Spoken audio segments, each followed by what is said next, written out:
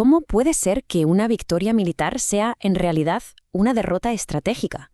Parece una contradicción, ¿verdad? Pues bien, hoy vamos a sumergirnos en unos documentos que ofrecen una perspectiva, la verdad, bastante sorprendente sobre la crisis venezolana. Vamos a desgranar por qué un éxito táctico, de esos que salen en los titulares, puede esconder un fracaso mucho, mucho más grande. Y todo arranca con esto. Un hecho, contundente y que sacudió el tablero internacional. 3 de enero de 2026. El presidente de Venezuela y la primera dama secuestrados. Así, tal cual. En una operación militar.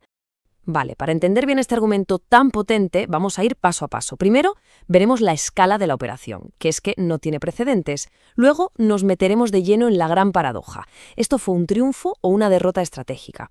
Después, analizaremos los límites que tiene la fuerza militar, veremos cómo se cae por su propio peso la narrativa oficial y, para terminar, entenderemos esa llamada a la resistencia que, según estas fuentes, surge de todo esto. Empecemos por el principio, por la narrativa oficial. Lo que se contó al mundo. Y claro, la operación se presentó no solo como un éxito, sino como una demostración de fuerza aplastante. Una acción que estaba diseñada para que pareciera desde fuera totalmente infalible.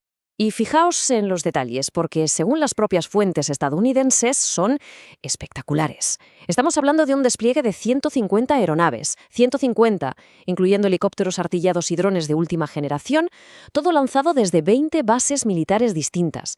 El objetivo que se declaró, la justificación, era dar un golpe directo al llamado Cartel de los Soles, poniendo al propio presidente en el centro de la diana. Pero aquí es donde la historia da un giro de 180 grados. Porque a pesar de este éxito tan visible de la foto de la victoria, los documentos argumentan todo lo contrario, que estratégicamente fue una derrota total. Y la pregunta es inevitable, ¿no? ¿Cómo es posible que algo que parece un triunfo sea, en el fondo, un fracaso? Pues la clave de todo está en entender la diferencia entre táctica y estrategia. A ver, una victoria táctica es ganar una batalla, un combate concreto. En este caso, pues, llevar a cabo el secuestro con éxito. Misión cumplida. Pero una derrota estratégica, eso es otra cosa, es mucho más grave. Significa que, aunque has ganado esa batalla, en realidad estás perdiendo la guerra, la partida larga, porque tus objetivos políticos finales se te escapan de las manos, se vuelven imposibles.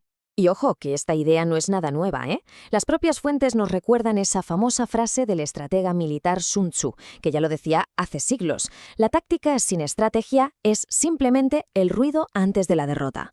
Una frase potentísima. De hecho, para que se entienda mejor, las fuentes trazan un paralelismo con un ejemplo histórico que todos conocemos, la Guerra de Vietnam. Pensemos en ello. Estados Unidos ganó prácticamente todas las batallas importantes sobre el terreno, una victoria táctica detrás de otra. ¿Pero qué pasó? Subestimaron la voluntad de resistencia de la gente. Y al final, perdieron la guerra. Una derrota política y moral en toda regla. Pues bien, el argumento aquí es que en Venezuela podría estar pasando algo muy, muy parecido. Vale, entonces la pregunta es, ¿por qué exactamente se considera un fracaso estratégico? Pues el análisis apunta a que la fuerza bruta, por muy espectacular que sea, tiene sus límites, y que en este caso no consiguió los objetivos importantes, los de largo plazo. Vamos a ver cuáles son. Según estos documentos, se subestimaron 3 pilares de resistencia fundamentales.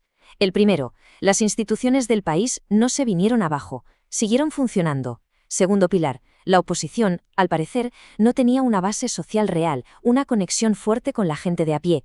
No había una alternativa de poder lista para tomar el relevo. Y el tercero, que quizás sea el más decisivo, el pánico del Pentágono a que una ocupación militar a largo plazo se convirtiera en una auténtica pesadilla, un segundo Vietnam logístico contra una resistencia popular. Pero esperad, que hay un detalle que es todavía más revelador.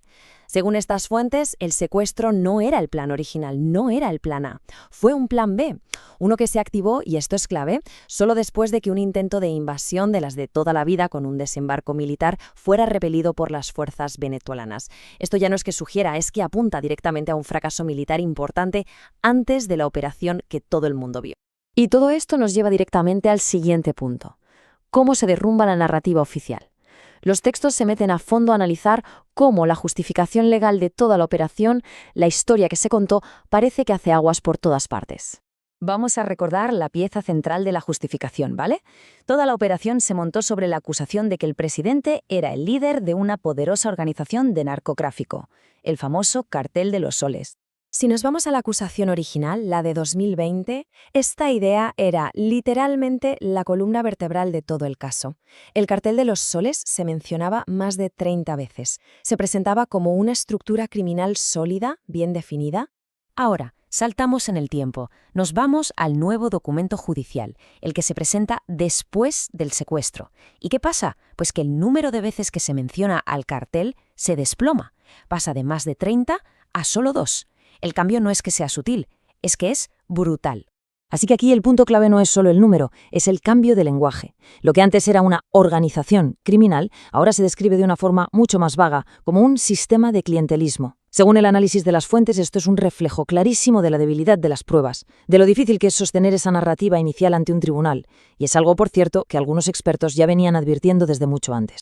Y con todo esto llegamos al final. Los documentos no terminan con una nota pesimista, de derrota, sino todo lo contrario. Terminan con una llamada a la acción, a la resiliencia y a la unidad nacional.